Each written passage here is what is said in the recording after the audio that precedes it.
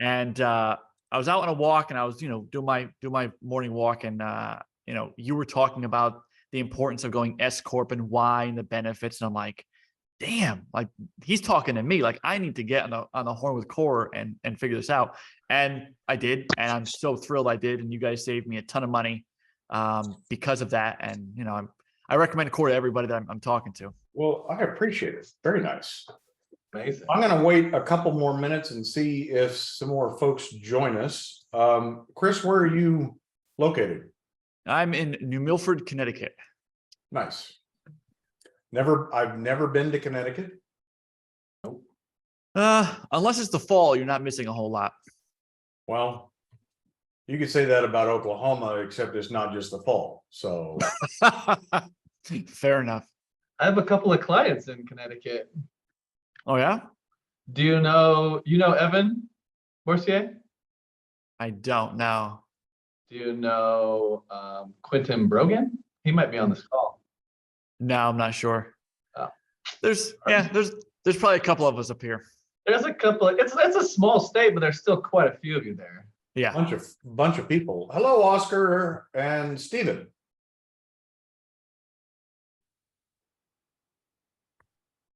I put this together purposely as not a webinar so we could all see each other's faces and speak freely. But if you don't want to show your face, that's fine.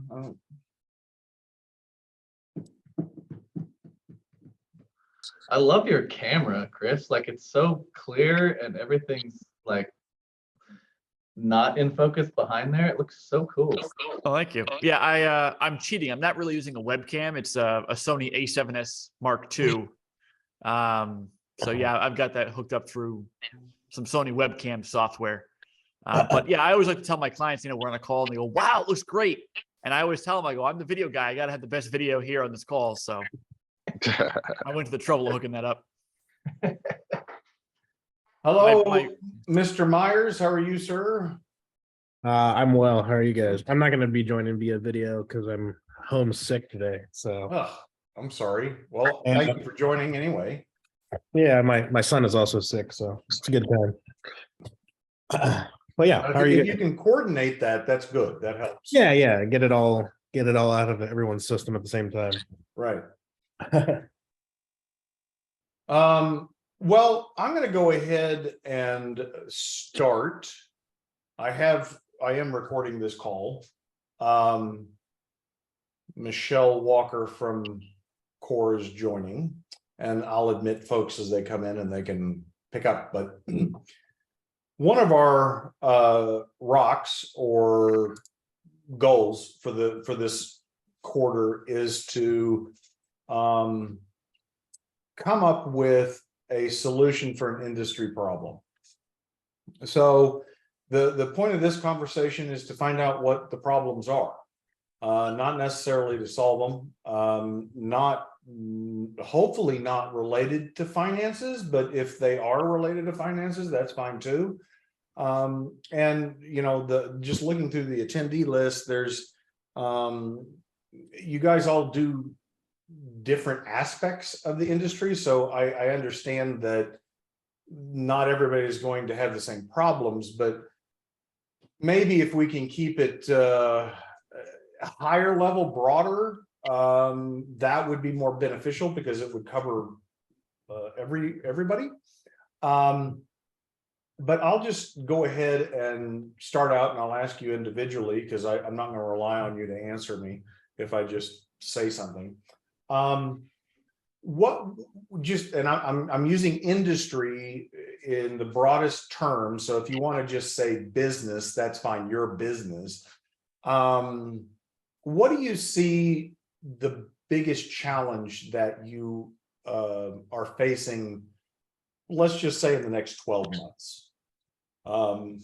Mike, do you want to go ahead and start us off?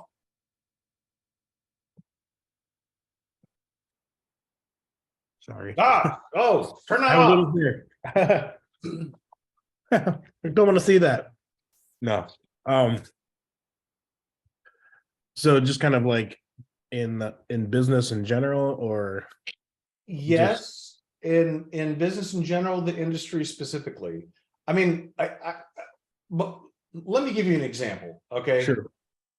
In our industry, which is completely different than yours, one of the biggest challenges we face is finding good people. It's real hard to source employees for growth because the labor market for accountants is shrinking, and there's a lot of competition for that talent. Sure. So that would be an example. That would be an example. Okay.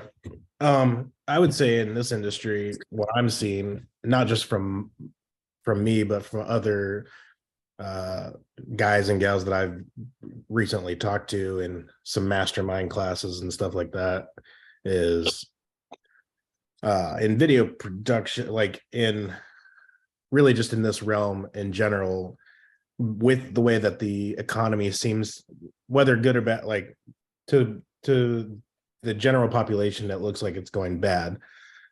So typically business owners or decision makers within businesses that are making marketing decisions or things like that are holding off on the quote unquote unnecessary things, which, I would deem that those things are very necessary. So really just kind of onboarding new clients and retaining the current ones, just because everybody's kind of putting a freeze and a hold on spending money. It seems like. So for context, why don't you tell the group who your primary customer is, who primarily pays you? Sure. So I typically do B2B video production, either commercial or kind of like brand films and stuff like that. So really targeting CEOs, small businesses, marketing directors and things like that.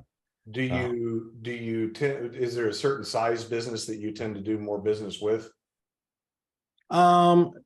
It seems to be like the more medium-sized business, where it's like maybe a few hundred employees, and they're doing like a few $1 million in revenue. So that's kind of my target, I guess. Okay, thank you. Oscar. Yes. What's your biggest challenge?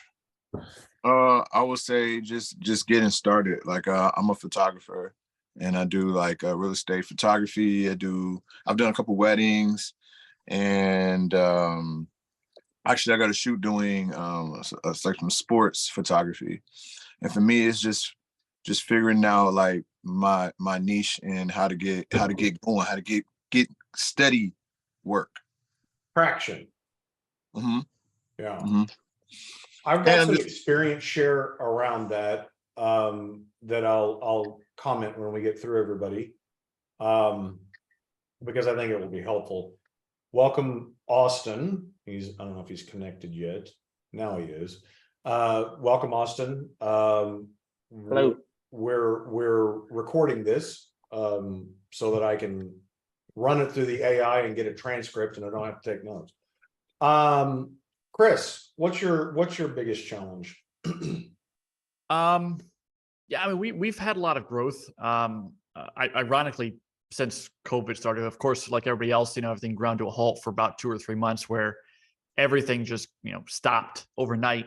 But then it kind of kicked up in a big way. We've been getting busier and busier since then. So I mean, it's a good problem to have, but the biggest thing is just kind of keeping on top of the work that's coming in. Specifically with post-production.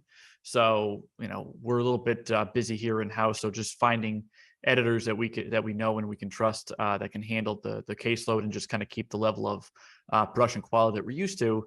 But also just making sure things don't fall through the cracks.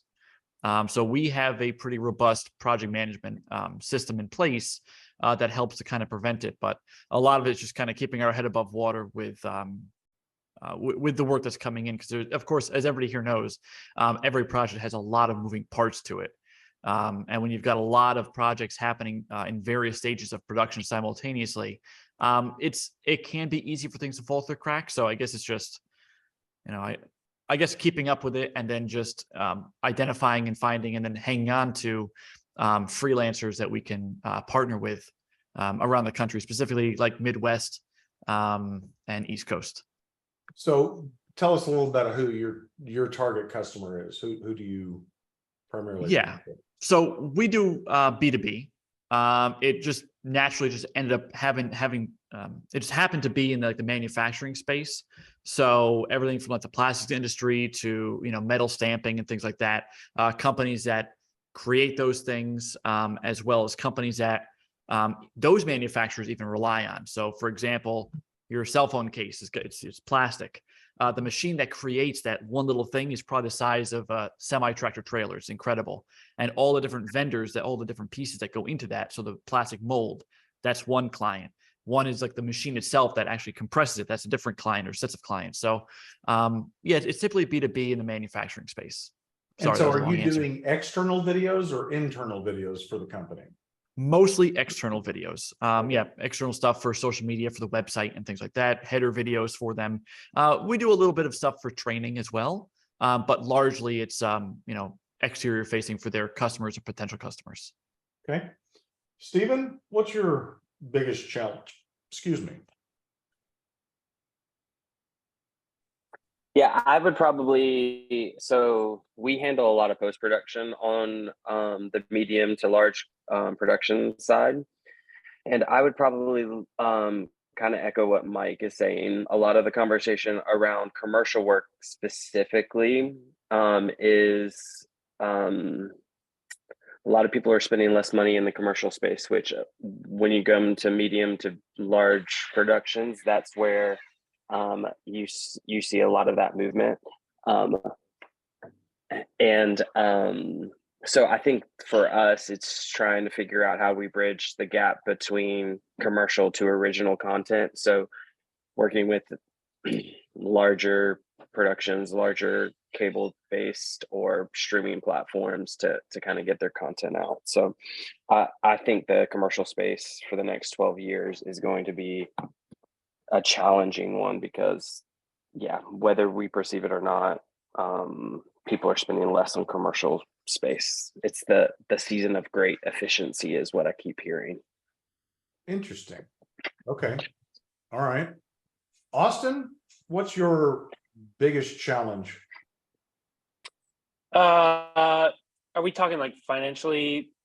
Not necessarily. It's more like your business or the industry as a whole. Yeah. For me personally, I am kind of like a one-man operation. I mostly operate as a director of photography, but I'm constantly working with all sorts of different production companies, or sometimes I'm also client facing. So that's been kind of a challenge, is just to like develop all my own systems and my own organizations, because I'm not trying to hire employees and stuff. So it's been a bit of a challenge, but as the years progress, it's being more and more fleshed out. But yeah, just kind of like finding, developing, and then committing to my own systems and working in that way. But yeah, I would say kind of that, just kind of honing in my own operations and my own systems, so that I don't let things fall through the cracks, and and can stay consistently busy. But yeah. Okay. Kind of a follow-up question to this is, so Chris, you said you had a project management software, I'm assuming tool. Do you guys normally have your processes documented? Like, this is the way we do things, even if it's just you?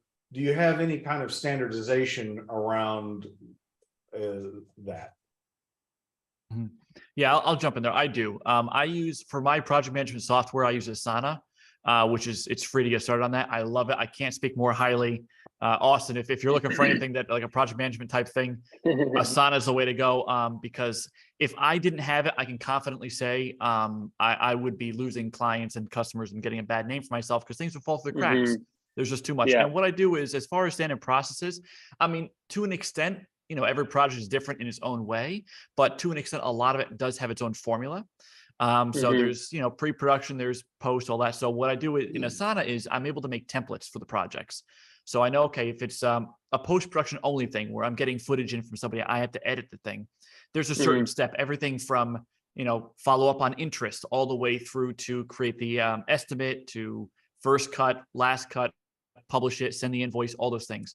And I know just based on, if I have to add things, I'll add things. If I'm like, oh, it's not applicable for this particular project, I'll delete it. But I have templates in place for the more common type projects I have, like the standard normal, on location video production, a template for animation videos. So as I need it, I just copy and paste it, and then I just rename it and kind of modify it to that extent. So, and that's been tremendously helpful. So yeah, and just, again, modify it as you need it.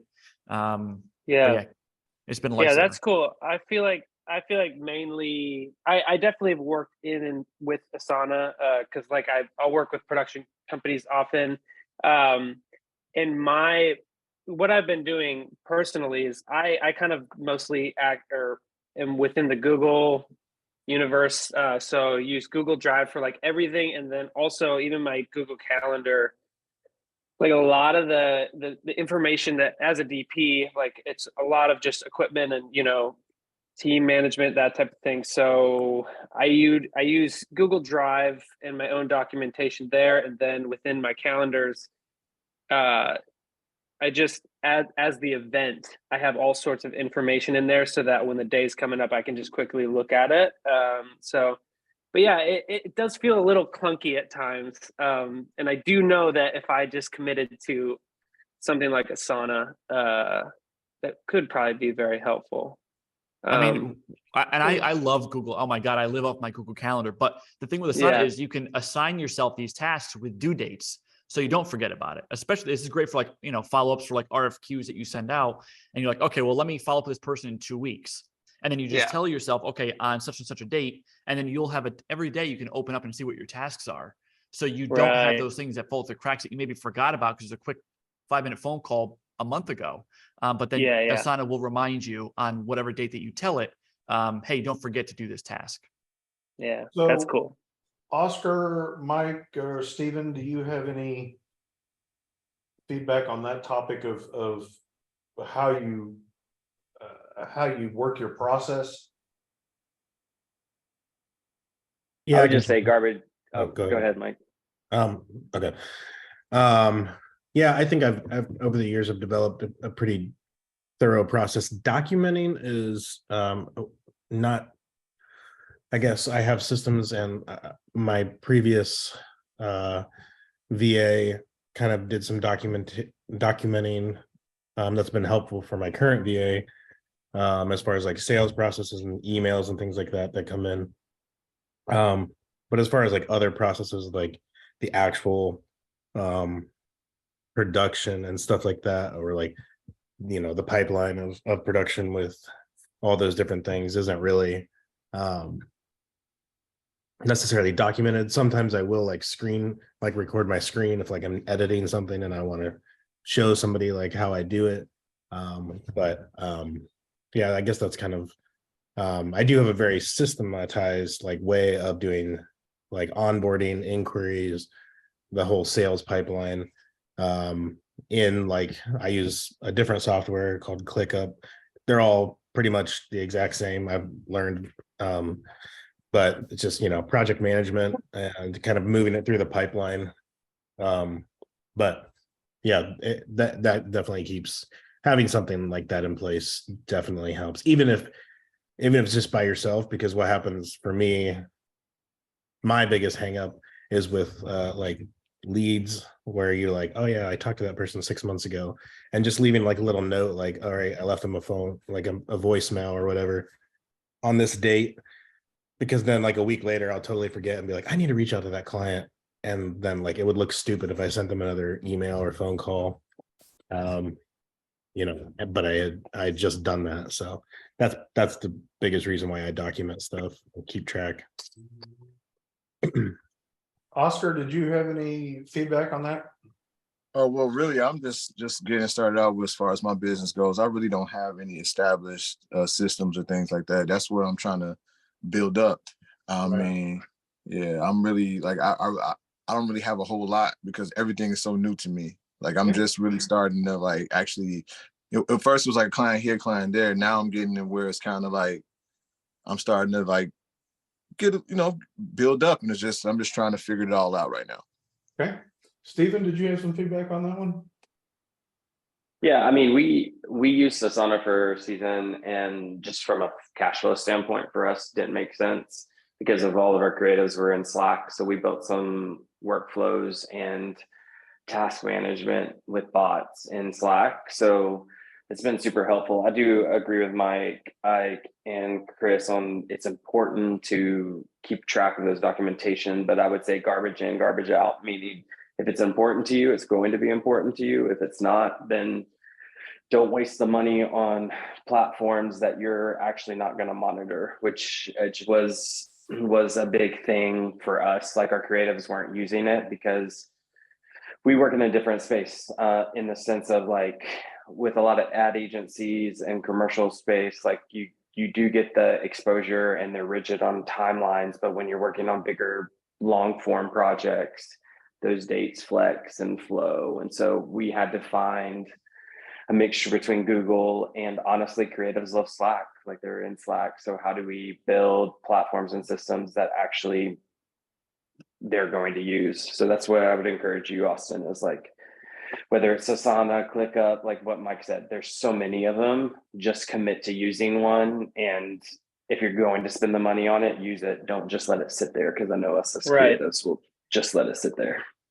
Yeah. And there's also, so the one that I do pay for and I do use when I'm like doing more creative stuff is Milanote, just cause I don't know if you guys have used it before.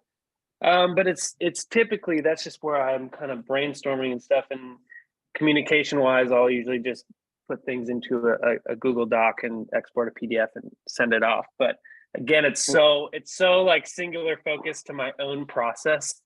But yeah, Go ahead. Sorry.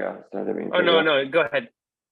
No, I mean, but you as a DP, that's okay. You know what I mean? Like, like you're working with crews, gaffers, grips, ups on that front. So like, as long as you feel organized on your end, those guys, I mean, your gaffer and grips change from shoot to shoot. So those guys aren't going to use whatever platform you're using. So just make sure that you're sharing what you need to share and you're keeping yourself organized on that front. Yeah, totally. Yeah, it's helpful. I mean, I haven't looked at Asana in quite a while. I think it's definitely worth at least going back and seeing if it could be something that I could transfer to. But it's been all right. It's more me deciding and committing to doing one thing, whether that be director of photography. I also am a Steadicam op too, so I just it's every job is kind of different, which I like, but again, my processes can get a little funky, but the one that has stuck has really been just Google Drive, and like I have everything like really color coded and and I can just fly through it as long as I can be quick. That's like the name of the game. And actually, something for me as a DP that's been so helpful is I finally just went through and like created very specific gear lists. So when I get approached for a job or something and we're building out equipment, I really just take my equipment list and I make a copy, and then I take things away, and then that gives me a good starting point. And then like upon that, we'll put rentals or whatever, so stuff like that. And a lot of it is, again, just like working quickly. And it's mostly, it's for me, it's a lot of just equipment lists and that type of stuff. So I find that Google Drive is just fine. But there is that. So I'm going to ask myself. I'm sorry.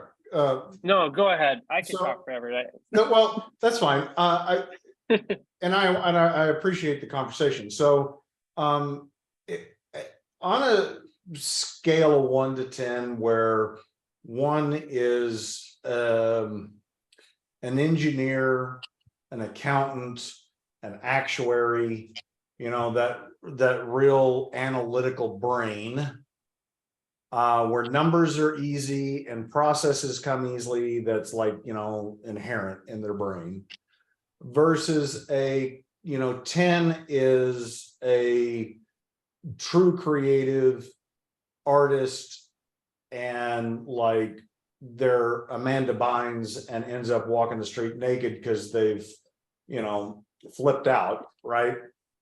Where would you put yourselves on that continuum, Chris? Oh man, that's a good question. Well, I don't want to say I'm going to run around naked in the street, so I'll probably say somewhere around a 6. Okay. I'm not that level yet. Okay. Who else? I would say I'm a 6 as well. Okay. Oscar? I'm gonna say 6, 5.5. Okay. Austin? It's hard because I feel like I enter different parts of my headspace. I guess either I'm in creative zone or I'm in like entrepreneurial zone. Does that make sense? Sure. It's We not really an all wear answer to multiple your question, hats.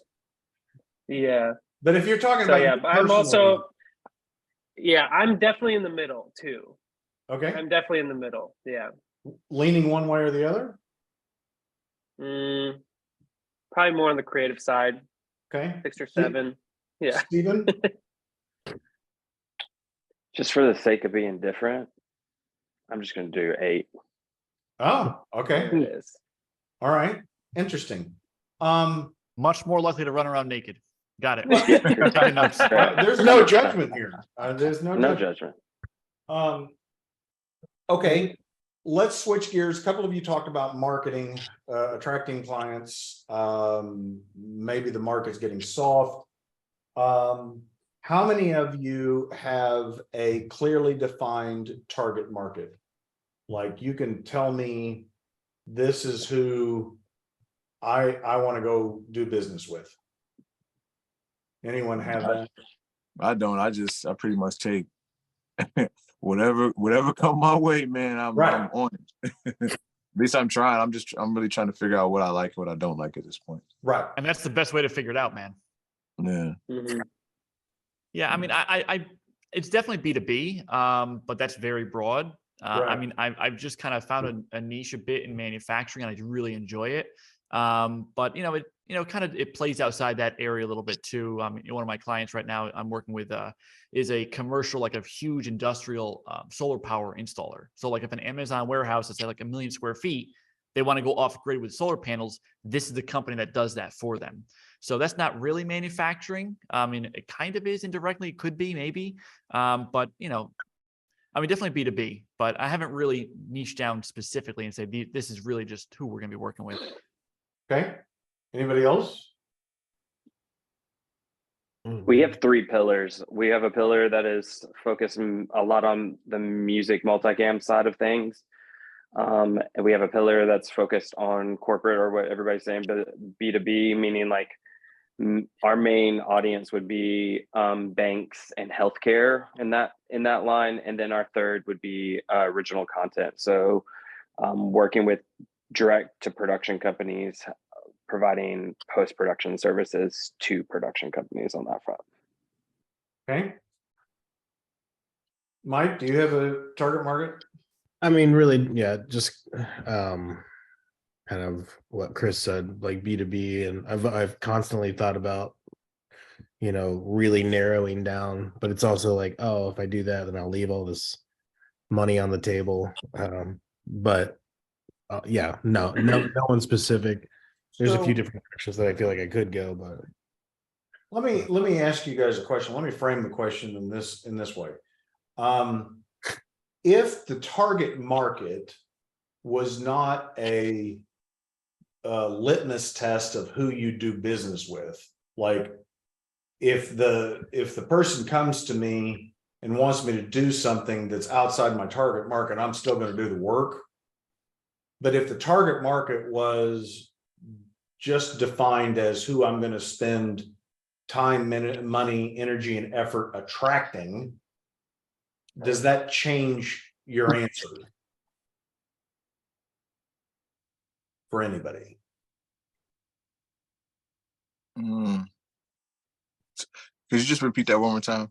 Yeah. Well, I'll give you a little experience here. This is what I was talking about when you first updated us, Oscar, was so this is our 26th year of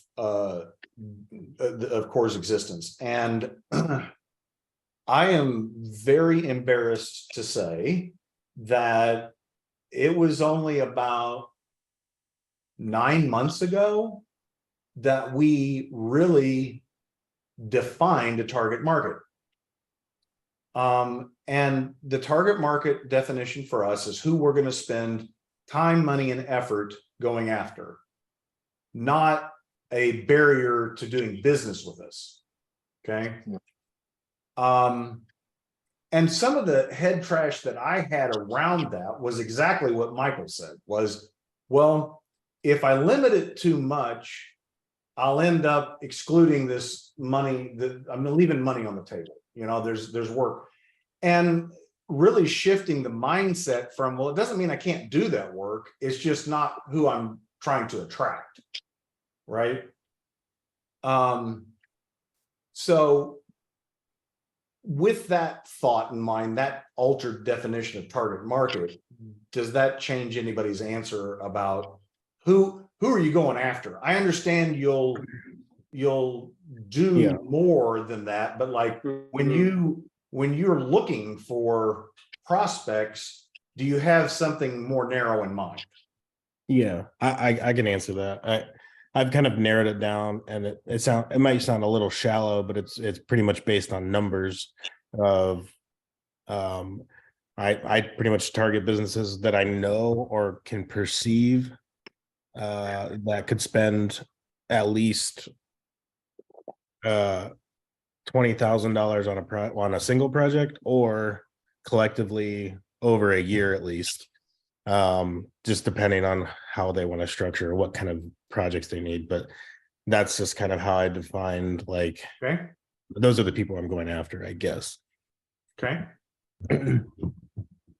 Anybody else? And yeah, Steven? I'll jump in here. I mean, for me, it's a little different because of freelance, but I just try to position myself to be hireable, honestly, for production companies. And I mean, most of my work is just repeat at this point, just with production companies that I've worked with before or directors.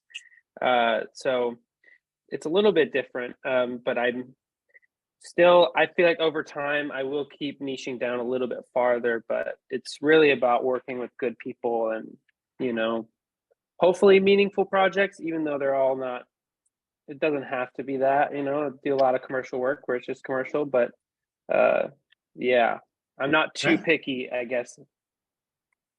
Steven? Yeah, our strategy over the next 3 to 5 years is to push long form content. So we're going straight to direct to production companies. So handling posts on series and original content. Okay.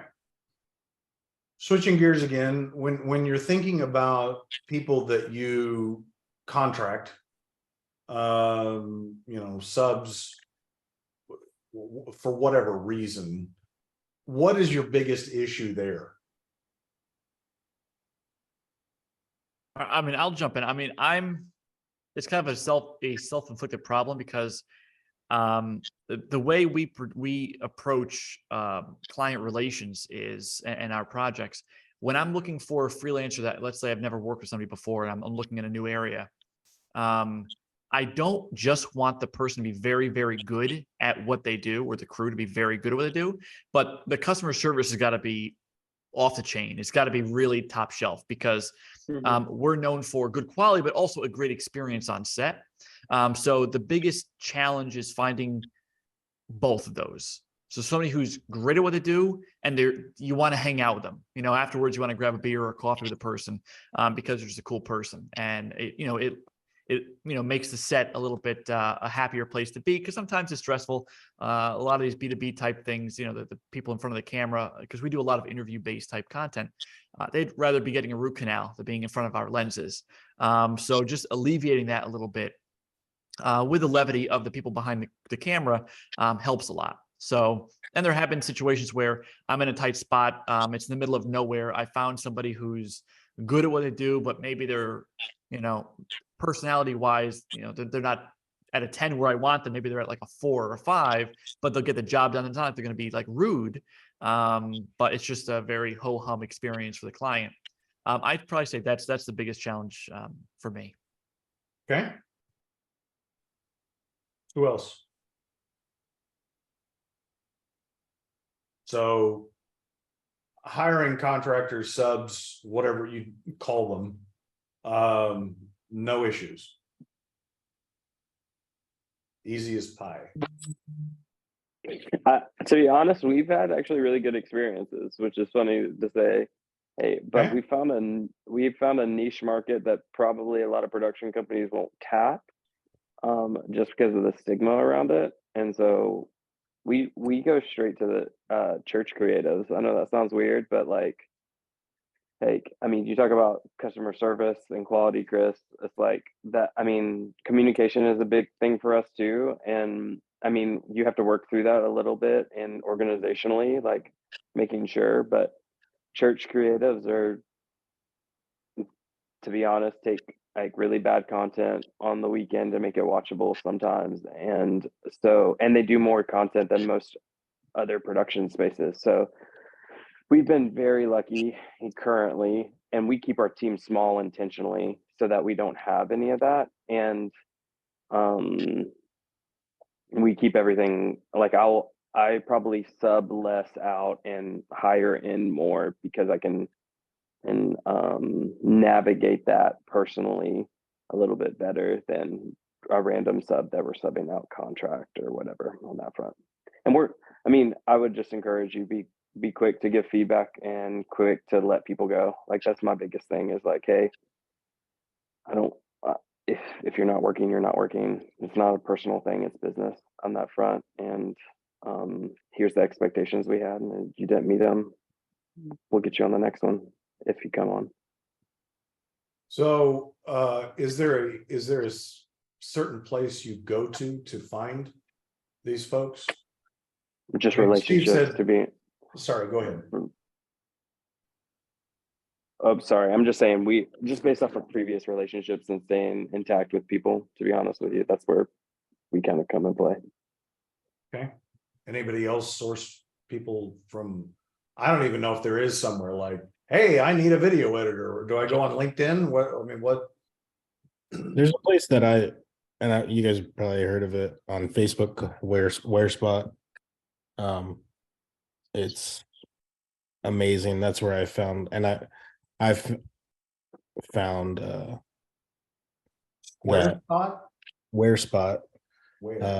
It's very handy, especially if you're like traveling, if you're going to shoot, but you need a DP in a different state or whatever.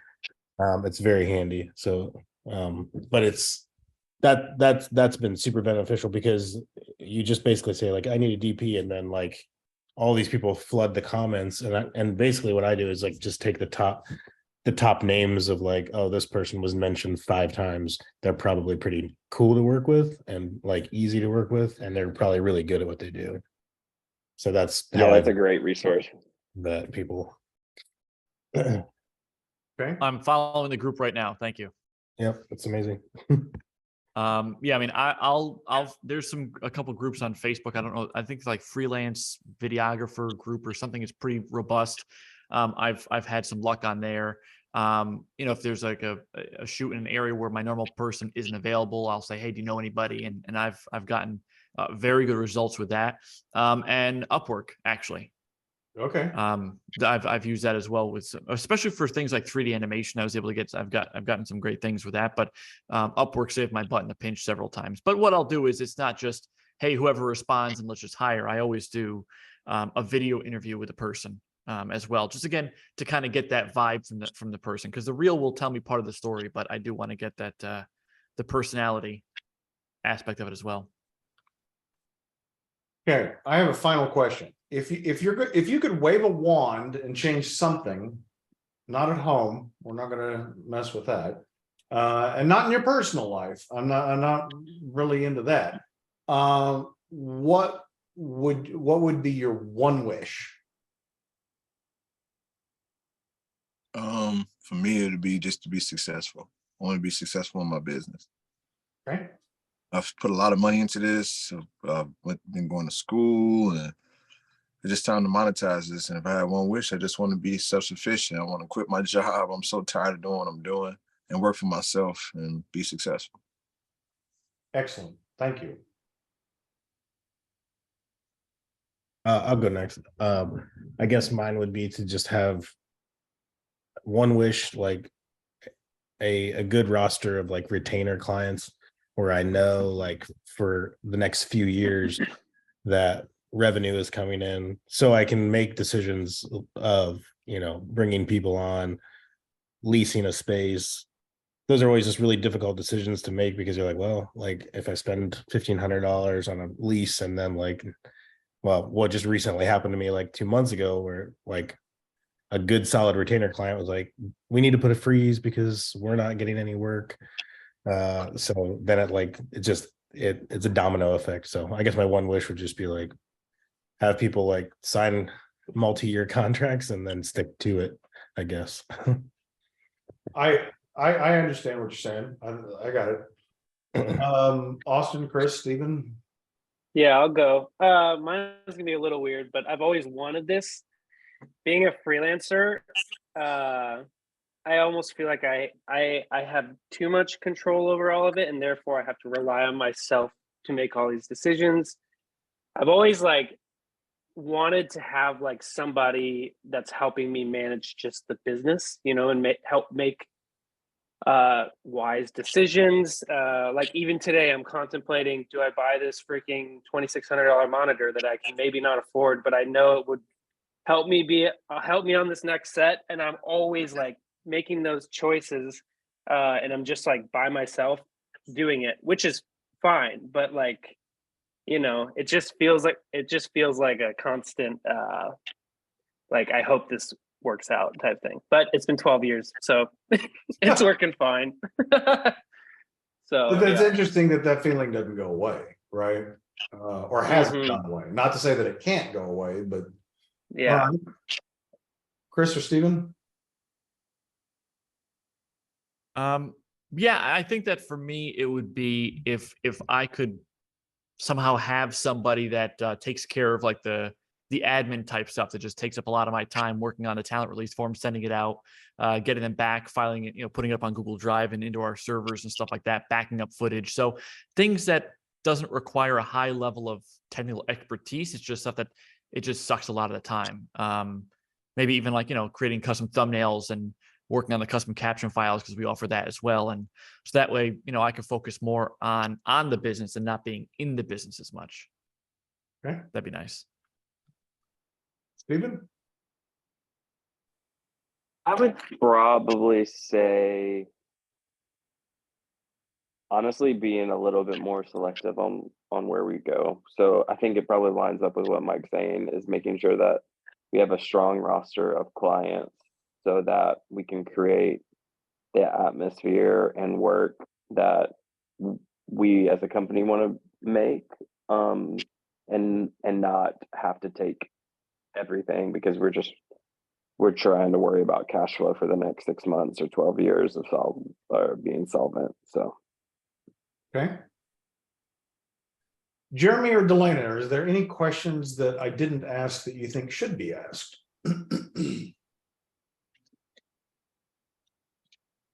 Well, I think you pretty well covered it. Not that I have, anyways.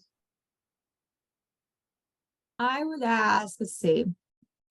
Christian covered a lot of that. I would probably ask personal and professional. How much do you find that your personal bleeds into your professional and your professional bleeds into your personal? What is the biggest struggle to find that balance for you guys? I mean, I'm a bit of a workaholic, so like finding the balance and forcing myself to take time off.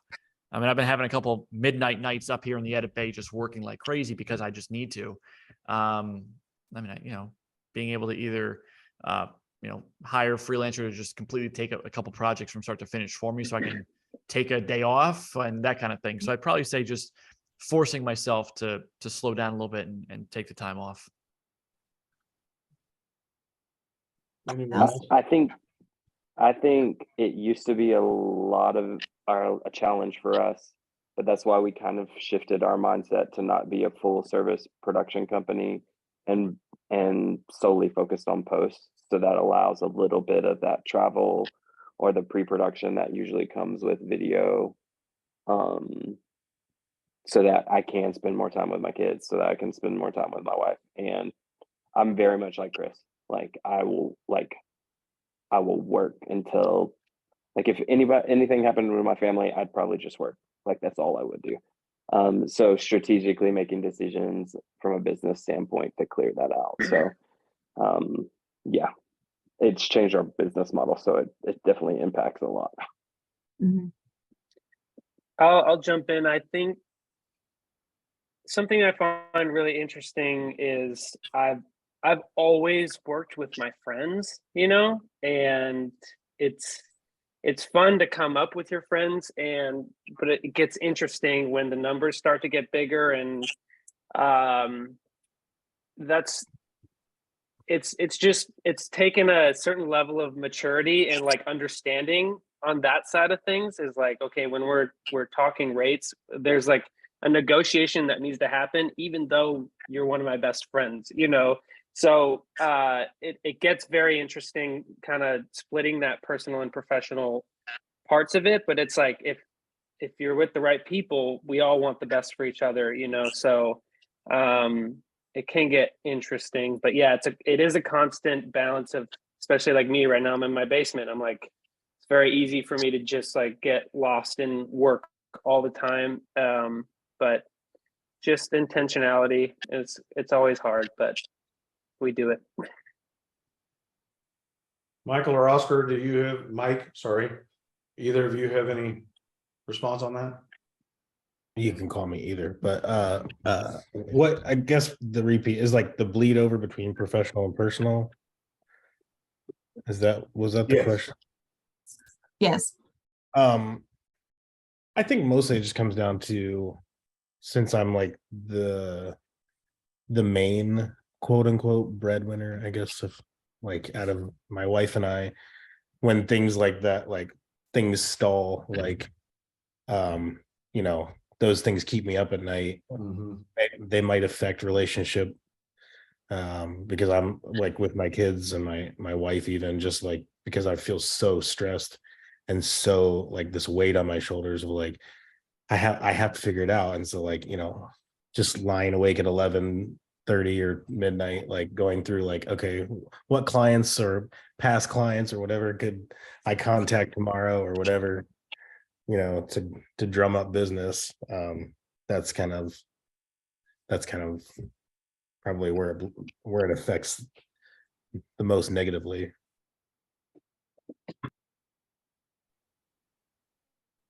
Oscar, anything?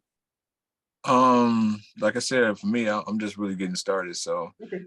the only thing that I ever came in contact was like having people doing something for people and they expect you to do it for free. Then you have to have a conversation with certain people, and I don't know, I guess they don't either understand or their expectations are not just reality. I just can't give stuff away for free. Yeah. Know I your don't worth, come to man. your job and ask you to work for free. Yeah. I've been doing this 12 years. It doesn't. But I guess you guys won't be surprised. You know how that go. They want you to do everything for free. Yeah, that's like, you just always have to just protect that part. And I think like Steven brought up like the whole church thing. I came up as a filmmaker in the church, and it's notorious for like way over abusing just the time of creatives, like anything creative. But if you quickly make that boundary, like make it a boundary, and it could just simply be, I will never work for free. And that's fine. Like they can say it's not a problem that they want that for free, because I'm sure somebody will do it just for fun, but that's not what you're doing. Your livelihood rests on it. And that's and that's really okay. You know, so it's okay. It's like, oh, if you need that for free, that's fine. Like, I just can't do it for you. So That's a good way. Yeah. is it bad that I've gotten to the point now where I'm with a group of friends and they started asking me tax questions, I give them intentionally wrong answers? Is that bad? No. No, fair game. I mean, it's free. You got what you paid for. Shoe store free. Real quick, any of you involved? I think I heard somebody. Anybody currently involved in a mastermind group? I am. I don't even know what that is. So, like a group of your peers in the professionals in your industry that meet on a regular basis to come up with best practices, discuss problems.